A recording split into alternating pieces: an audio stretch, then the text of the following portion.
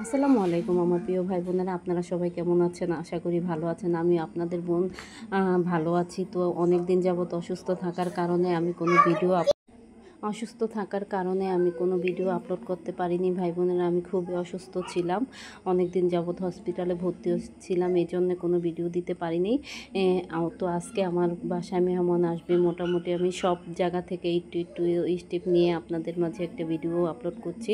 তো যার যে রেসিপি দরকার আপনারা কমেন্টে আমাকে বলবেন, আমি সেটার রেসিপি আপনাদের দিয়ে দিব। তো আমি আগের দিন একটু পিঠা তৈরি করেছিলাম, যে আসলে দিব। এখানে আমার কিছু কাঁচের জিনিসপত্রের প্রয়োজন ছিল, যেগুলো আমার বাসায় আগে ছিল না। তো আমি এগুলি তো অনলাইনে তো অর্ডার দিয়ে এগুলো আনিয়েছি। গ্লাস, তারপরে সার্ভিং ডিশ আর চায়ের কাপ, এগুলি আমার ছিল না ঘরে। তো আমার মেহমান আসবে, সেজন্য আমি এগুলো অনলাইনে তো আনছি। আপনাদের যদি প্রয়োজন হয় আপনারা বলবেন, আমি পেজটা দিয়ে দেবো মেনশন করে। তো এই তো এখানে আমি দেখুন চাটা খেয়ে তারপরে তো সকাল শুরু করে দিলাম। রান্নাবান্নার আয়োজন করছি। এখানে আমি গরু গোশটা কষায় নিচ্ছি। সব কিছু মোটামুটি চুলায় রান্না করব, কারণ চুলার রান্না মজা হয় এবং তাড়াতাড়িও হয়। আমি এখানে 2 চুলায় বসায় দিছি। তো আরেক চুলায় আরেক পদ রান্না হচ্ছে। এখানে ভাই বোনেরা আমি এবার শাসলিক তৈরি করব। তো সেটা আগে থাকতেই সব কিছু মশলা টশলা দিয়ে ফ্রিজে রাখা ছিল। তো এখানে এটাকে কাঠিতে ভরে, মানে সব কিছু প্রসেসিং করে একটু সুন্দরভাবে রেডি করে এটাকে আমি ঘেঁষে ভেজে নেব। তো শুধু এটা না, আমি কাবাব তৈরি করেছি, ওগুলোও ঘেঁষে ভাজবো। ইলিশ মাছ যত প্রকার ভাজাভাজি আছে ওগুলো আমি সব ঘেঁষে করে নেব। এই জন্যে আমি সব কিছু একসাথে করে আগেই রেডি করে নিলাম।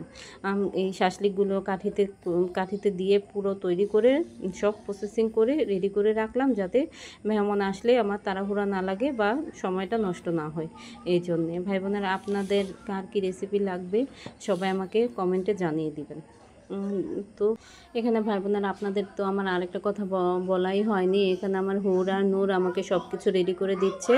আমার হুর এগুলি এই কাঠিতে ভরে দিচ্ছে, আর ওদিকে আমার চুলার মধ্যে মনে করেন সব কিছু মাছ, গোশত, তারপর রোস্ট, পোলাও সব কিছু আমার চুলায় আমি রান্না করছি। তো এই তো দেখেন, আমি এখানে আমার হুর আর নূর ঘ্যাসে চলে আসছে। ঘ্যাসে এই ভাজাভুজিগুলো করলে না ভালো হয়।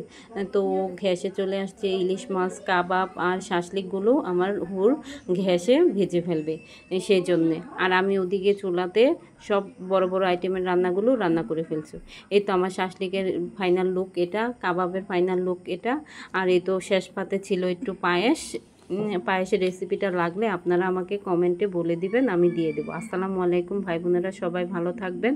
আর আমার ভিডিওটা কেমন হলো আমাকে জানাবেন। অনেক দিন অসুস্থ থাকার কারণে ভিডিও দেওয়া হয়নি ভাই বোনেরা। আসসালামু আলাইকুম।